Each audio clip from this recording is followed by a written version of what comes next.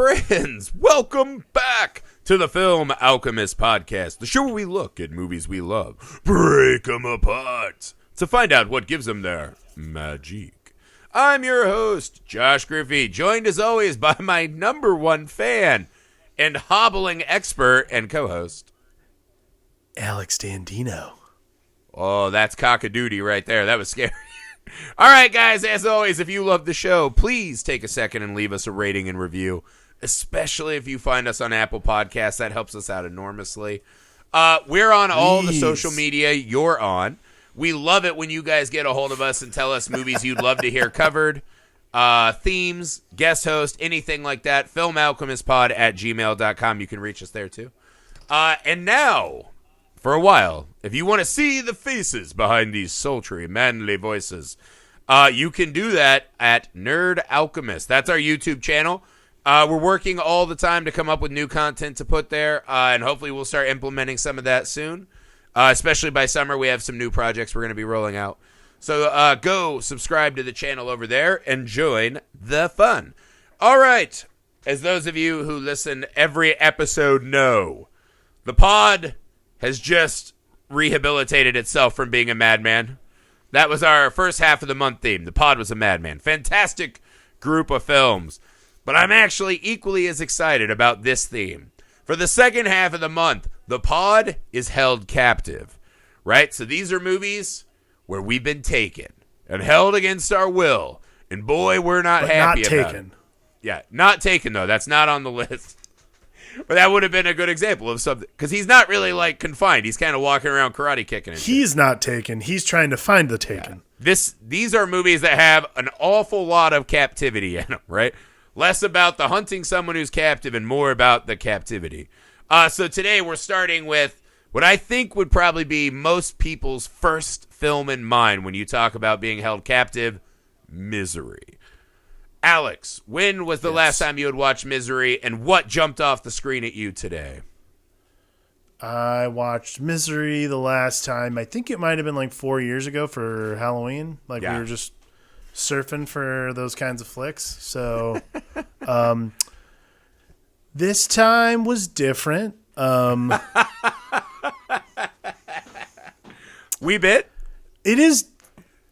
I gotta tell you, man, like, we are like at this new thing where when we watch movies as parents, it changes a little bit when things are like this movie. You know, Annie Wilkes, even this one, like Annie Wilkes is like, you know, a shitty nurse who like where babies die, like that's, you know what's even funny? that you're like, oh god. Every time I watch this movie, which is fairly regularly, I said that again to my wife today. I was like, I always forget she's a baby murderer. Like, they just brush over that. Like, if you get a text and look down, you don't realize that she's a baby murderer. So it starts with that, and I was like, oh, well, no, it doesn't start like that. Sorry. It starts there where where Andre and I were watching, and I was just like, oh god, I totally forgot. Yeah, because I was like, I forgot this, and it's horrible. But then I guess like my other thing watching this movie is, I always, and I don't know why, it's too, like, it's embarrassing. I 100% always forget that Rob Reiner directed this movie. Every time. Which is funny because I have no idea why. When you focus on it, this movie is really funny. It's a really funny movie for large chunks of it. But yeah, I always forget that too. It just doesn't feel like, because it's this weird mix of Stephen King and Rob Reiner, and James Caan feels like a weird casting, although he's really, really good at the comedy of this role. Well, he's good at the comedy. He's great at being terrified. It's really interesting. Like, James Caan is a guy who's literally built his career on being like the tough guy. Tough guy. He's so good at being like just terrified. Like the tension and all that shit. But again, it is like this weird movie of, it's just like such a strange movie for Rob Reiner to have done. And I don't know, like, I'm sure there's a story as to why he ended up being the director of the movie. But like, if you think about like Rob Reiner's biggest movies are like This Is Spinal Tap and fucking When Harry Met Sally. Yeah. And he crushes this out of the park, by the way. And A Few Good Men. And this is amazing too. Like, yeah, he has no business making a movie like this, and yet he makes it, and it's so good. Crushes. I mean, we were talking about this earlier. This feels like one of those movies that we're going to get a remake of pretty soon. I am not as anti-horror movie remake as most people. But this one feels like, and especially Stephen King movies, because most of his adaptations were not great. This one feels like it will be the one that I would not, like if I was a director and they're like, you can do a Stephen King movie, I'd be like, yes. And they're like, you can do Misery, I'd be no. Like, to recapture the magic of Kathy Bates in this movie, because I don't know who comes next that doesn't just try to do a Kathy Bates so that's impression. like the crazy. She is so iconic in this movie. Oh, I mean, I think she is. Well, that's kind of the thing, crazy obviously. thing too. Is like that. Like Annie Wilkes casting is so key for this, and so like the 3 times I know people have played this part is obviously Kathy Bates. Lizzie Kaplan played Annie Wilkes in the Castle Rock series. It's on Hulu right now. And then you were talking about this, and you're right. I'm shocked this has not been remade at this point, which is amazing to me. But they did bring it to stage, which is something we'll get to, because I do think this movie feels very much like a play at a lot of times. It's shot like a play, feels like a play, written like a play. This was put on Broadway, I think, for a limited run with Bruce Willis as Paul Sheldon and Laurie the only other woman who could do this besides Kathy Bates, Laurie Metcalf, who, if you've seen like Lady Bird, actresses that could, but it's just hard once someone comes in. I mean, but there are so many roles where it's someone is so iconic for one role. The thought of being the next person into that breach. I mean, it's like I watched Lizzie Kaplan on Castle Rock. I'm like, it's fine. It's not nearly as good, and she's too attractive. Right. You know what I mean? Like, well, yeah, that's the thing. Is like, I mean, that the remake of this movie is end up going to be like fucking Annie Wilkes is like Margot Robbie or something like that. We're like, nope, nah, I don't think so. I mean, honestly, no one that hot lives. I think if they remake it, I think if you remade this movie today, the movie you have to make is some young female of color, right, getting an opportunity to make like a fan film, and a fucking giant loser fanboy captures her. Because there is maybe no film of Stephen King's or story that has gotten better with age than Misery. Because Annie Wilkes should just be named Annie Tweetbot. You know what I mean? Like, she is exactly Twitter in real life. Annie Tweetbot, Annie Congoer, Annie anything. Like, Annie Wilkes Annie Wilkes is like that story that all great, like, famous writers like read, and they're like, holy fuck, dude. I'm like literally an inch away from this. Like, anybody who has like a successful series is toxic fandom, right? And what she does great is you can see how much these things mean to her, right? And it's an earnest portrayal of how much these stories. I mean, me and you, we do a comic book podcast, the Long Box Sessions, and we have a lot of these fandoms that mean way more to us than they probably should. It's kind of something that's going to keep getting worse and worse with our generation on. It's like my dad's generation, you're like, I got manly stuff to do, and I can't read comics, and But like us, like we're gonna grow up in a more like I'll be reading comics my whole life till I die, and that's not weird anymore. I'll still be watching cartoon versions of DC shows when I'm 50 probably. That won't be strange anymore. So you're gonna have people caring more deeply for longer and passing that on to their kids, so it becomes a family bonding thing. But what happens is when these things are so meaningful to people, like we saw this in a big bad way with Game of Thrones, right? People get so invested and it means so much, and they start building their lives and socialness around it, and this is the defining good thing in their life. And then what happens is the creator or writer, their mind veers off from you. And it is a weird thing where, like, you honestly might think about it more. Like, we probably think about Star Wars more than George Lucas does. You know what I mean? Oh, yeah, 100%. And so this is where the line gets blurred of, I've always heard, I can't remember who has the famous quote, right? But it's like, once I write it and give it to the reader, it's theirs now. It's their story. That's all fine in theory until you start getting paid to keep writing sequels and adding to it. And people get mad, man. J.K. Rowling, people are mad about Johnny Depp and Grindelwald and all this fucking like people get really, really upset about this. Right. And this movie says, and I mean, what's interesting, what if on a chance encounter you got locked in with the worst fan you ever had? Right. Well, and that's like what's interesting about Misery versus like the examples you're giving are very much the examples you're giving, other than like George was like a great one, is like J.K. Rowling and like the Johnny Depp thing. Like what's fascinating is that is about like the upstream of this media to another medium altogether. Mm-hmm. This is literally about like what this is literally about the worst fan who thinks they're the best fan, loving something so much and then like being kind of unstable on top of that, reading something they don't like that you did. Like this is like George R. R. Martin driving through Arizona or New Mexico, wherever he lives, having a car accident, and he has like the manuscript for the next Game of Thrones book. Someone reads and be like, this is bullshit. Like, how could you do this to all these characters? Yeah. Like, that's exactly what this is. So like, this is much less about like, because I can't like pepper, like you can easily make the claim that it's like a toxic fandom movie. Like I would agree like halfway with that, but this really is about loving something so much, loving something too much that has like almost no consequence. Like that quote right there that you said is perfect, which is once I finish writing it, it's not mine anymore. Like if you're going to push it out into the world, it's going to like, cause like the other thing too is Paul Sheldon's character at the beginning of this movie is very much not interested in writing Misery anymore. Like, that I think is probably the best part. That's the best part about this movie to me. And I mean, like, listen, we write stuff. Like, we've had things we've held on to. We had things we hold dear.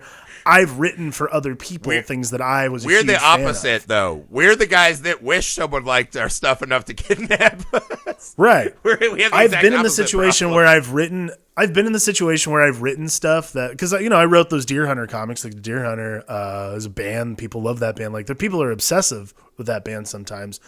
I wrote some of those comics and I've read reviews on some of them. People are like, not my flavor. I wouldn't have done this. I wouldn't have liked that. I'm like, oh God, what if I get fucking waylaid somewhere and get misery because someone read a fucking comic book I wrote? Like, that's but this is like the this fear. Is what happens though, is that once you give it out to people, right? So someone like Annie, who has we just know she's kind of a lonely woman who lost her husband, right, for a big chunk of the movie. Something's obviously not right with her, but, you know, she could be a do-gooder. Fine. Sure. What happens, though, right, is that when you are someone's fix, right, you give them their reason for getting up in the morning, the thing that defined them. And this is what's changed and where I think Misery has a chance to be a really cool remake, is when we were kids, when I liked Star Wars as a kid, that was something like me and my friends tried to keep on the DL. Like, we did that in, like, our shadowy corner of the bus, because you would still get made fun of and beat up for being those kind of kids. Now that it's the mainstream and everyone likes, it's like, you know, you hear that a lot. Like I used to like punk rock when I was younger. And people always liked bands until they got successful. And I'm like, but they made like a great album. And you're like, no, it's played out now. People like it. It's lame. I hate it.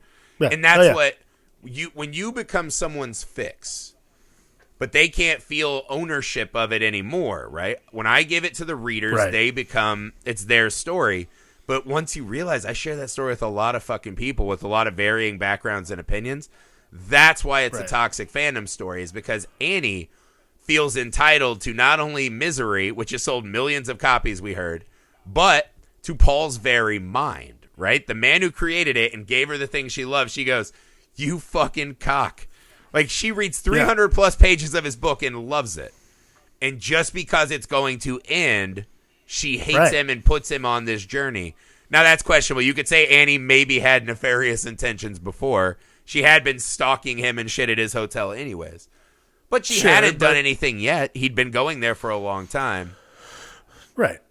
I mean, to me, the crux of the argument of, like, toxic fandom versus, like, what I think, like, obsession is. Like, obviously this movie is about obsession, any kind of obsession. Like, this is, like, if you look at it in the context of today, because at that point, it's not about, like, changing anything. Like you said, it's about ending. Like, Paul's deciding to end this story that means so much to Annie. So Annie is upset that, like you said, she's not going to get her fix anymore. So I think really what it boils down to is that the inverse of that quote, which is like, it's theirs. But the problem is it's theirs to the point where they can't imagine anyone else doing it. Like, anyone else could pick up a pen. Like, you know, if he wanted to kill off Misery, they easily could have just got someone to ghostwrite for him, and that would be the Paul Sheldon series for the rest of his life. Could have made his money, blah, blah, blah. But the point of the point of it is he wanted to kill off that character. He wanted to kill off everything about it. He didn't want to have that monkey on his back anymore. Which, again, if you know anything about Stephen King, you know that misery is a metaphor for his own personal issues. I think this one was this cocaine? Right. Annie Wilkes is just a giant bag of drugs. Yeah, no. No, that's for real. No, I understand. I've read Stephen King's but that's memoir what I'm saying. Like I get it. But what I'm saying so, like, is, imagine is the monkey on your back. But this is the thing, right? That's how Stephen King wrote it. Now that it's hit our world, I think it is mutating and taking on this greater meaning because we honestly see Annie Wilkes everywhere. You can imagine there are guys that if they could get Ryan Johnson in their mom's basements, would torture him into saying that he hates the movie he made, right? Which is the dumbest thing I still see people argue about online all the time, is that he hates Star Wars and he wanted to ruin Last Jedi. Like, instead of just saying, here's a guy who tried something and it wasn't everyone's cup of tea, they think he actively was out to destroy the thing they loved. And I'm telling you right now, there are people in this world that would Annie Wilkes him if they could. And that is fucking scary. And I think this was something that was a little bit before its time, because this movie plays closer to kind of a, what is it, Basic Instinct, right? The Glenn Close movie? Where that's what you're talking about. That's Fatal Attraction. Fatal Attraction, right? Attraction. It's just like an obsessive state, right? This kind of ownership over another person's body and whatever. But that extra element of her saying, no, you will redo the work, bringing his pages in and being like, Paul, you're better than this. That sucks. That's such a shitty scene, but it just feels so prescient to our world today that I think that's what's cool is the movie and the book have become this kind of ever-evolving story that are more, and that's what makes Misery probably a prime remake target, is that would be so, in the same way The Invisible Man took on these kind of themes of, you know, men harassing women and this and that, and it became really perfect for this time, and it made the themes of horror extra intense. I think this is the exact same way. I think that scene particularly, like where she comes in and says you're better than this, and literally like fucking throws the page. Like, does that scene where she like does she light the manuscript on fire? I can never remember if it's the when manuscript she makes or him light new pages. Right, his untitled manuscript. She makes him light the original manuscript on fire. Yeah, so she's like, these are like that scene alone where she's like, this is shit. That is the toxic fandom right there. Like, that to me is like I think about the fucking knock on the chin Tom King had to take for like Batman. Like, he wrote Batman for a long time and people absolutely hated his run. Some people loved it. Some people thought it was total shit. But like, that's exactly what it is. It's like, well, fucking you do better. And this is like Annie Wilkes' opportunity to step up and be like, well, I can do this better. Like, I can be a better editor than whoever your editor is. That in a nutshell is like fandom taking over and being like, well, you've said I should step up to the plate, so here I am. It's like, yeah, but you're not actually doing the work. You're just saying what's good or bad. Like, that to me is like the real trouble, and that's like the real fear that I think Paul has throughout the movie is not, you know, obviously there's a sense of mortality and so on and so forth, but to me, the fear that Paul experiences is the fear of, am I good for this? Am I right for this? Am I doing the right job? Like, that to me is like the compounding fear. Like, the base level is I'm going to die because this person's an insane person. But like the overwhelming like sense of like irony is that, am I writing good enough for her? Like, that is crazy when you think about it. I honestly think there's a part of him where Paul is intentionally just like, what is the dumbest fucking thing ever? Well, yeah. I mean, of course there's that too. You know what I mean? And I think what it becomes for him is the terrifying metaphor for Paul is he's like, this is why I killed that bitch in the first place. Because this is the exact life he was afraid of, is being chained down and writing misery for the Annies of the world. Right? These, you know, and I think that is what, you know, and he had this other story. He couldn't even come up with a name for it, but it was kind of a personal yarn to him. And she fucking makes him light it on fire. And you can just see this like anger. And so when he's like, you know, just write the dumbest shit ever, right? There's probably a part of him that it almost becomes this is what you deserve. You've never been, because he has these doubts of a writer, you know, that he's a bad writer and he's a sellout and he's I think he even says that to his agent, right? Lauren Bacall, where he's like, I wasn't a writer the first time I cashed in on Misery. And so there is this kind of Dante's Inferno aspect of Paul perhaps feeling a little bit like he deserves this because he keeps cashing in on Mercy one too many times, or Misery. No Mercy, all Misery. Do you think Misery's baby was named Mercy? Well, and that's like sort of the thing that I think about when it comes to the way the movie's like shot, for instance. It's so weird because like I think about, because I didn't realize that Bruce Willis and Laurie Metcalf did a play version of this. Because like when I was watching the movie today, I was like, this feels like a play. Like anything that happens in the room feels like a play. But the tension that builds and like the really scary shit is when he's like out of the room, going around the house, trying to like when he like happens upon all her little trinkets and shit like that. That's where a lot of the tension ratchets up. But it's weird because it's like a ratcheting of tension, but at the same time, the scariest moments are when Kathy Bates like starts flying off the handle. And it's not even that he's in that unbelievable in this movie. It's not even that he's in that vulnerable position of like he's in the bed or he's in the wheelchair. He can't do anything. It's that he's so helpless. Like that's like the scariest part is he can't do anything. Like when she gets pissed at him because she has to go back into town to get the paper that doesn't smudge or whatever.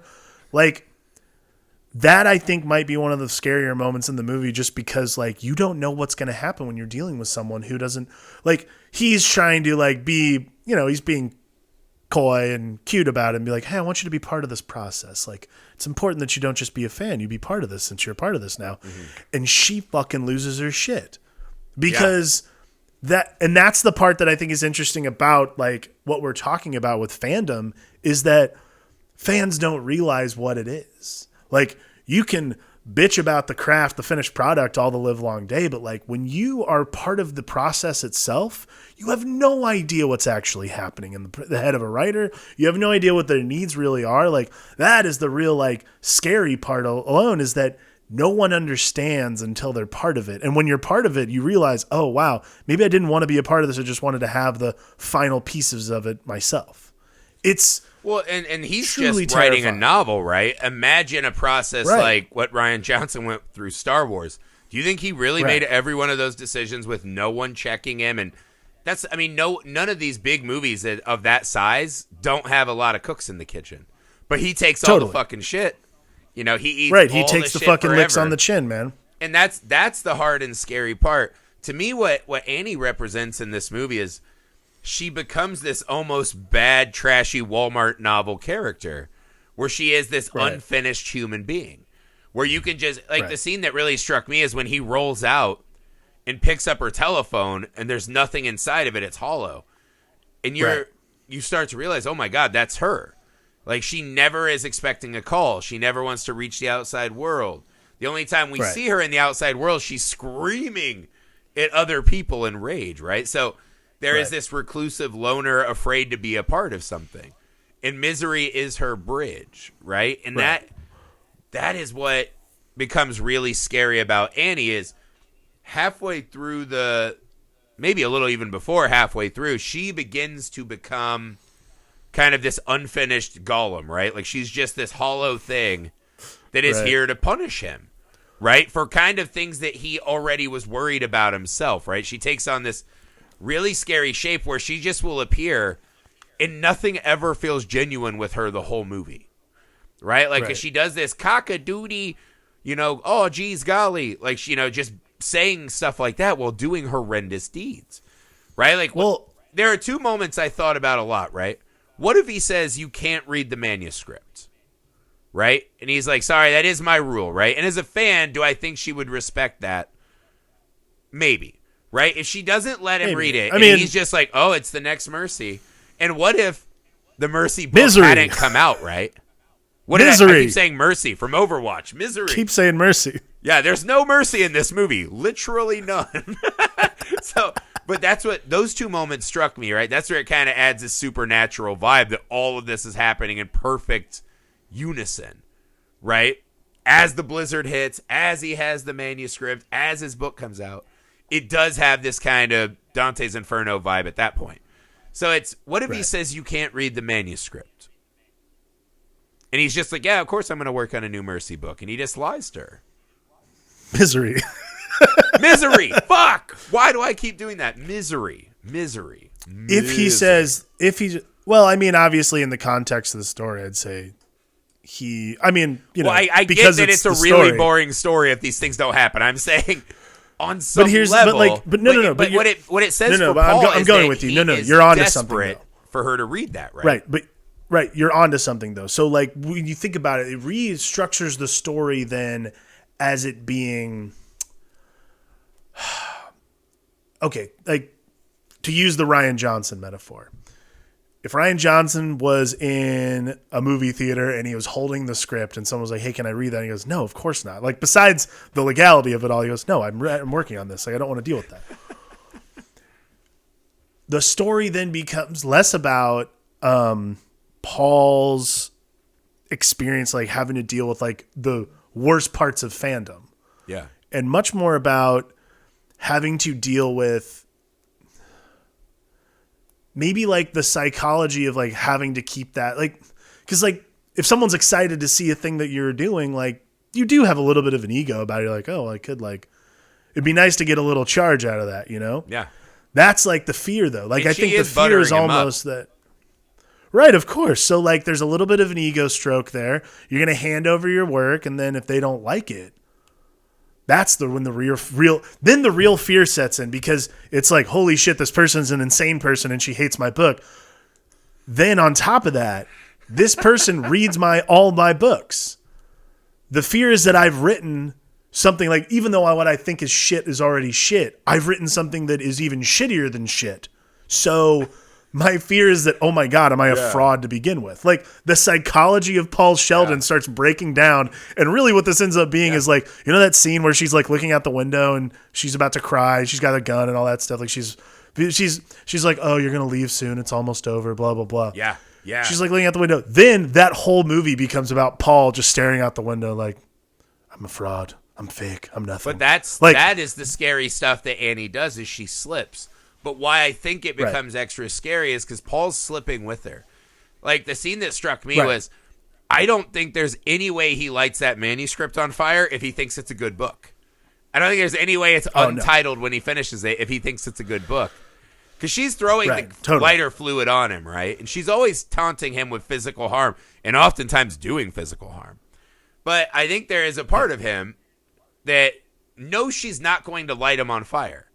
He is her play toy. He is the thing that is filling the exact same role as Misery in her life now, right?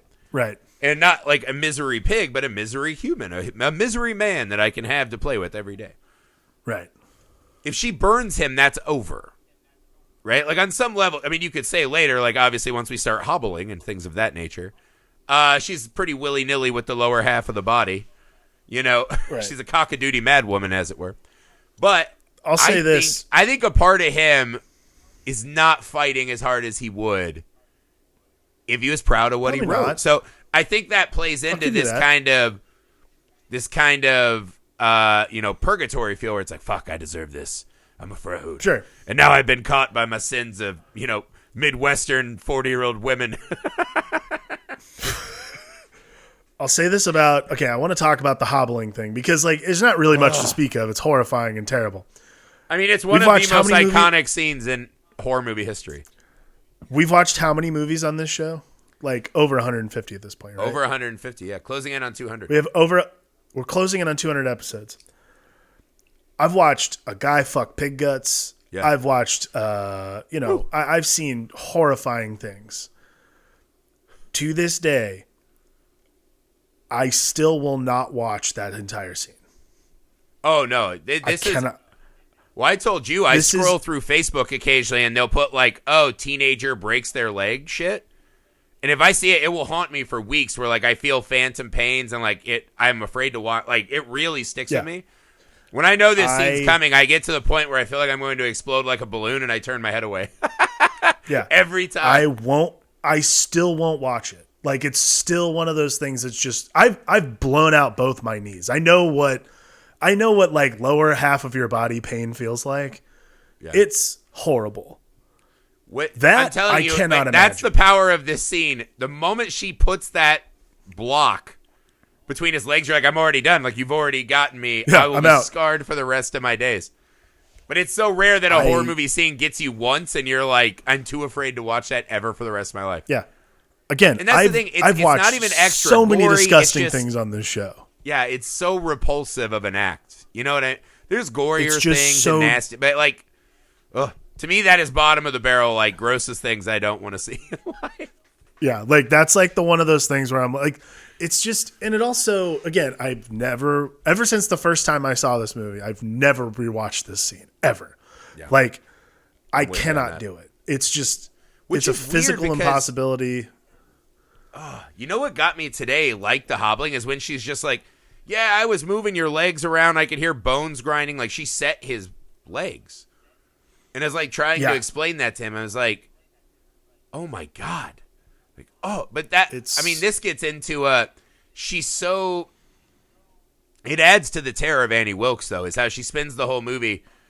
You know, she is half this Mayberry character, right? Oh, golly, G golly willikers. Right. She's half this dime store novel romance heroine, right? Oh, Paul. Yeah. And then when you see it start to slide, right? And she is this hollow, joyless, angry person. And so her total lack of respect for his body and mind, while she constantly is talking about the love she has for him, is like, it's and that's the weird thing. I don't know that many people would agree with me, but it felt very casual in how she just disrespects him constantly, right? Well, I mean, it's superficial, you know, like it's not something. so- Like it's she says scary, this. though. Well, because she says it in the scene where she's watching the rain and she's clearly like actually depressed. But she says it. She's like, you know, I loved your writing. I didn't know who you were yet. Like that kind of thing. Like she's trying to justify this sort of like falsity of deepness to herself. When we all know this is just someone who's in love with the words on a page. Like she doesn't really love the real person because she doesn't know the real person.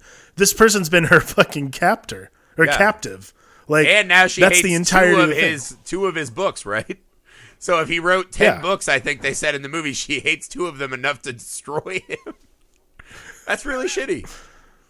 It is. I mean, that's No, like what- I think the It's, oh man. But what really gets me about Kathy Bates is the scene, you said it too, the scene when she walks in and she's the hollow version of Annie.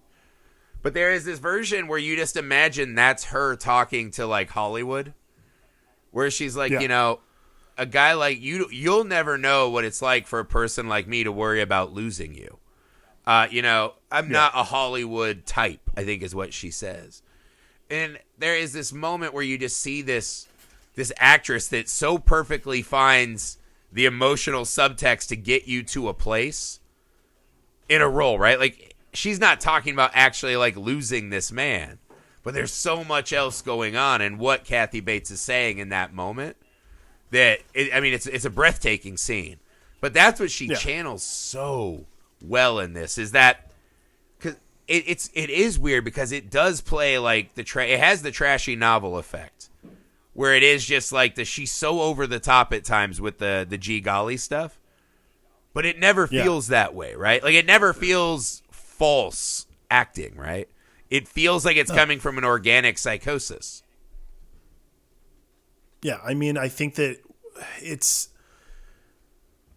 like there's nothing about the way she is as a person. Like I don't think that that particular thing is false. It's I don't know. It's the emotion. It's not those emotions that feel false. It's her that feels false. Like I don't know if I'm not explaining this correctly. Well, no, like, she is like what we see when she's working on Misery with Paul. She is writing herself as a bad novel. Right?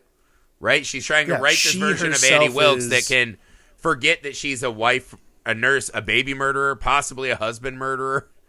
You know what I mean? She's just fucked up. Like, Yeah. it's the version. I mean, really, what it is when you think about it, ultimately it's about what all great art is, which is, I mean, not all great art, but some of it's different. But escapism is a really big deal. Like, I think about like my parents, for instance, go to the movies to see escapist fantasies. Like that's why people go see Marvel movies. People don't want to remember like, I don't go, when I'm searching for something to watch, I'm not going to go, oh, sweet, Zero Dark 30, just what I needed. A harrowing account of post 9/11 America. Geopolitics is getting sticky. Yeah, exactly.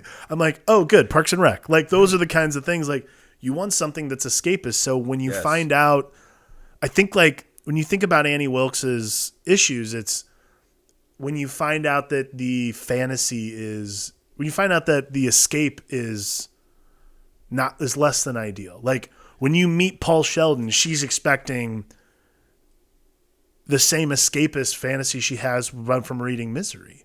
Mm-hmm. So when you realize that the real person is much less ideal than you think, I think that's when the mirror starts to crack a little bit. He's the foul-mouthed street kid from the manuscript she hated. Yeah, exactly. Yeah. No, I mean, but that's the scary thing of our age is the fear of the people who are guides to escapist fantasies and our ungratefulness to where we want to destroy them because it's not exactly as we had in our mind. Right. Is very prescient for today, man. And that, like, just imagine those release the Snyder Cut guys that still talk about that shit. Like you're telling me one of them doesn't have a ceramic penguin they use to like know their hostages are moving around? I just saw another one of those today. Like it popped up on Twitter like, finally we're going to get it. And I'm like, dude, give it a fucking rest, man. Like that's the thing. Problem is that, and Annie says that, right? There's so little joy in the world. And I think that when someone finds something that works for them, and what happens is that all of this stuff, it's the same thing with drugs, man. Anyone who's ever like been a drug user, the same amount doesn't work as you keep going, man. You can't get high on, you don't have the same high ever, right? Like I heard someone describe it once as that the problem with drugs is that we're always chasing that first high we had, right? The first time we did it and it fixed everything, we felt golden and amazing. And I can speak from some experience. There's some truth to that. And that's what becomes scary for all of them, right? I will say this, though, on this viewing. James Caan is hysterical in this movie. He has a Sopranos-like quality to him with his retorts. Like when he's talking about her house, and he's like, so did you go to a decorating school, or was this just natural talent? Like his little cutting interludes to her are so fucking funny in this movie. I was honestly very impressed with his comedic chops in this film. It did have like a real like Sopranos vibe. It's funny that you should say that because immediately after I watched this movie, I sent you a clip of the Sopranos, like one of my all-time favorite Pauly Walnuts moments, where a waiter starts having like a fit in a parking lot after they punch him, and Pauly Walnuts, Chrissy, he's fucked up. Like fucked up, Chrissy, because they hit him in the head. And he's like shaking and he's fucked up. But that's what it is. Like James Caan has so many of these great little one-liners that do like kind of belong in this like smarmy Italian guy from The Sopranos. It totally works that way. Who's not even Italian. He particularly is very funny. But it's so funny because you can tell there's a bit of Paul that's eventually buying into the kind of bad fantasy that like she's writing. Yeah. And it's really fun to watch him. I mean, he does some amazing body horror work in this movie, right? The, crawling around the house and the struggle to do everything, right? To find the pills. It's just, and when she dumps the wine, like his reaction is just gut. And that's the thing is like, she knew it was in there. So great. She fucking knew it was in there. And so, but there's just so much good kind of comedic stuff that just takes you out for a second. And then it almost makes it because I'm one of those guys, I don't love pressure cooker scenarios where people do anything to take me out. And this movie does some of that where it's like, let's go talk about the sultry sheriff and his old wife that constantly wants to bang, right? And you're like, they're funny and amazing and adorable. But I don't know that part was super necessary to me for this movie, right? And, his constant jokes and climbing around the house, you're like, I know he's not getting out yet. Like, it's 42 minutes in. It's not that thrilling to me. But what it does is I think this is the one movie where they do a really good job of when they release the pressure, it almost feels like it comes back heavier. And a lot of movies just lose that to me, and then I'm uninvested. This movie skirts that really well. And these little comedic moments make it heavier when Annie can slip on a dime. Right. And it shocks you more. Right. And I feel like that has a lot to do with Rob Reiner, because Rob Reiner comes from a comedic background. So his directing style tends towards that. Yes. And really, and we've talked about this on the show before, like the line between like comedy and horror are pretty blurred a lot of the time. So if you bring a guy whose sensibility is to cut and write and edit and direct based on comedic instincts, yet you're making a movie that's about ratcheting up the tension, I mean, that's really kind of what joke telling is. Like you want to tell the best joke over, like next best joke. Like that's what the whole thing is. So really, Rob Reiner's the perfect choice for this kind of movie, because he's not trying to get the next scare. He's trying to get the next like laugh, essentially. And the next laugh is the building of the tension over and over again until it lets out. Right. Like that's like kind of like it's almost like it's a build up, James Caan and then using that comedy humanizes a guy that we shouldn't feel that bad for. Because American audiences have a really hard time with, here's a rich guy who has it made, and now he's suffering. Let's feel like Americans have a lot in movies. I feel like we see wealth as like a sign of a character flaw in movies, which is strange because our entire society's set up to be, wealth craving, monsters, right? But in movies, we love seeing rich people get punished. So I think by James Caan writing the manuscript of, as a slum kid, here's this comedy. He's so charming that then you're like, I do feel bad when he gets hobbled. I mean, granted, you should feel bad anyways, but you can imagine. I mean, you see it online all the time when a celebrity's like, I'm having like a bad day. Like I'm depressed. And people are like, fuck you, you're rich. And it's like that vitriol is real. And I think maybe that kind of charming nature of him is what helps keep that tension, because we don't want to see him be destroyed that much, man. It's very strange. I will say this. I was reminded today that when that sheriff gets shot is one of the most angry I get watching a movie. It so pisses me off because I love that character so much. He's just this very sweet, charming old guy. And him and his wife's relationship is so adorable. You know what I mean? Yeah. Like, you so hope that's your marriage when you get that age. And the thing that killed me is the indignity. Well, one, I was like, he was not following search warrant protocol, I feel like. But when she fucking shoots him, we don't even go back to see his lifeless body, and we never see the widow. No. The hilarious, spicy old lady, we never see them again. And it pissed me the fuck off. I wanted to see...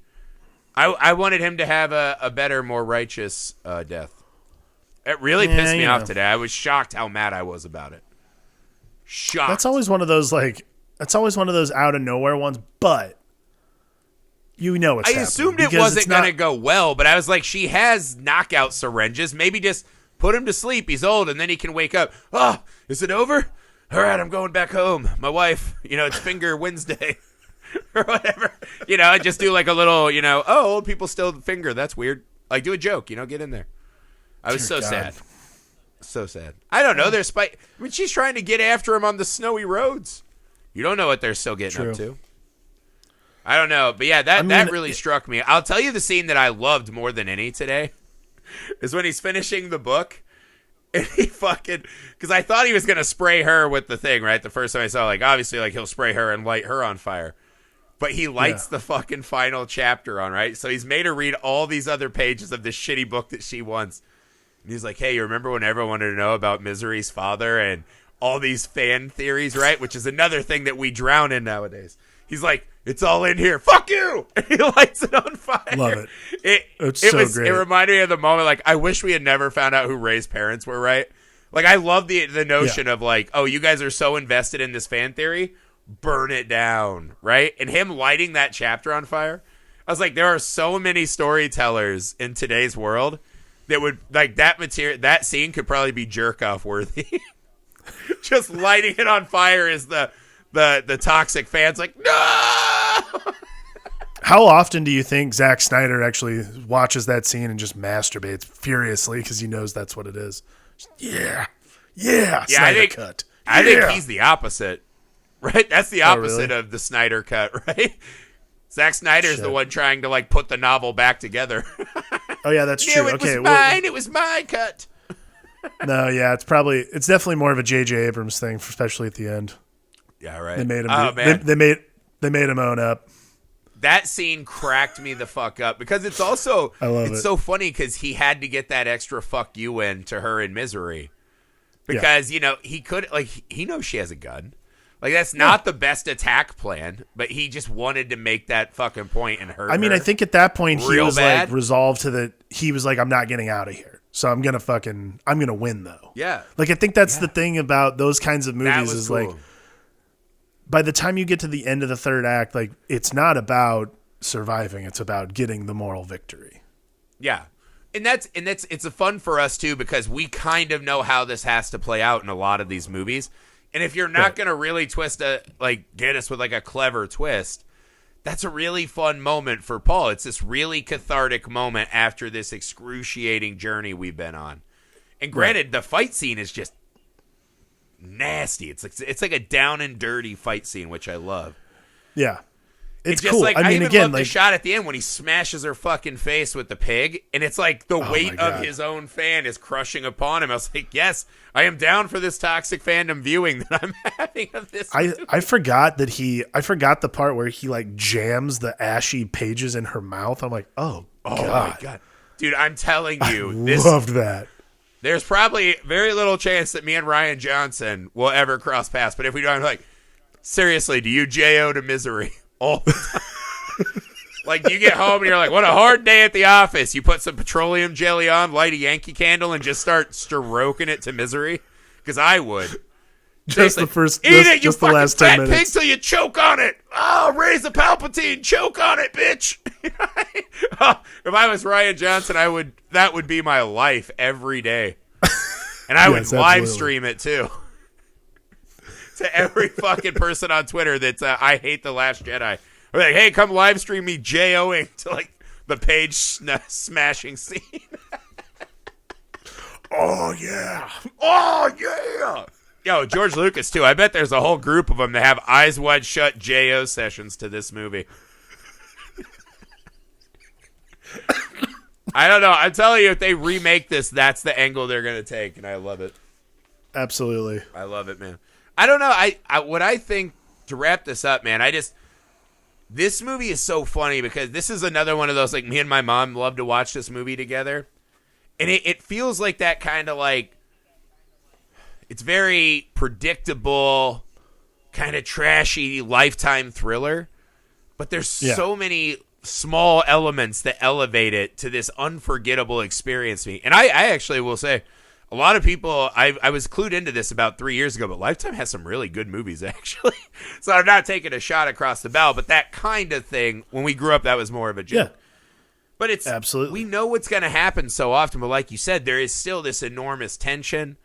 The comedy never feels like it's taking place of the drama. It's just this perfect, greasing of the narrative as we flow through. The characters are all really charming, and you fall in love with them a lot. Except for Annie. Even Annie Wilkes. Annie, not Gad. Yeah. You kind of do feel a little bad for her. Like, you can that's the question, is you have to ask yourself which version of Annie do you think is closest to true? I think by the time they get to the baby murdering yearbook that she clipped out herself and saved, you're like, probably pretty bad. Pretty bad guy. Yeah, anyone who's going to keep that memory has got problems. Yeah, but I think that's why I think this movie's so enduring, right? Is besides Kathy Bates is, like a Mount Rushmore of scary women, right? Like, this is one of the best performances. But it's just, even in her madness, there is this really relatable, not being invited to the party aspect that I think a lot of people relate to. And this movie has grown and evolved with us in the way that when these stories are taken for more than what they are, which is, time-passing stories, like chance for us to sit and ponder our own lives and reflect on the world and reality and humanity. And once they get to that point where we're willing to actually dehumanize and hurt people by them, I mean, there's a lot of fear to plow through in this movie. And I think it really is just a perfectly streamlined version of this story. Yes. It's excellent. It's really hard. I mean, I think the remake is prime for today's world, but I would not be the one who wanted to follow this up. No, but it's coming. I feel it. Yeah, I mean, it's all going to happen. And then that's the thing. Remakes are going to happen. You just hope that they're good, right? Like, if they're really good, no one's going to get mad. So, yeah, you just have to hope for the best, especially with that kind of stuff. I don't know. This felt very lightning in a bottle, right? The same way that his Mustang had to go off the road right at the same time as his stalker, who was strong enough to carry him all the way back through the blizzard, you know, and just had all the right training, right? The way it feels very, again, predetermined. I think that's what happened with this movie. It was just this perfect mix of a comedy director who made a really, really good horror movie and great casting. And it is just getting better with age, man. I love Misery. I could watch this fucking movie once a week. I love Misery. Excellent flick. That's it, guys, for Misery, not Mercy, Misery. I hope you guys loved it as much as we did. Yeah, anytime you get to spend in Kathy's house, you should do that. She is phenomenal. We should just do a Kathy Bates month. We'll do that. That's it, guys, for this week's episode. The pod will continue to be held captive for the rest of the month. We've got some really good choices. Black Snake Moan. We've got Knock Knock with Keanu Reeves. We got this indie movie Compliance, which is fascinating and based on a real story. And The Manchurian Candidate. So we got some really good movies coming up to wrap up this month where the pod is held hostage. As always, we're on all the same social media as you. Get at us with people you'd like to hear on the show, movies you'd like to hear us talk about, themes, double features, any of that good stuff. We love to hear that. Please leave us a rating and review wherever you find the show, especially Apple Podcast app. Find us on YouTube at The Nerd Alchemist. And you can email the show, filmalchemistpod@gmail.com. For the Film Alchemist, I'm Josh Griffey. I'm Alex Dandino. Be safe out there, you cockadoodies. Stay off the road.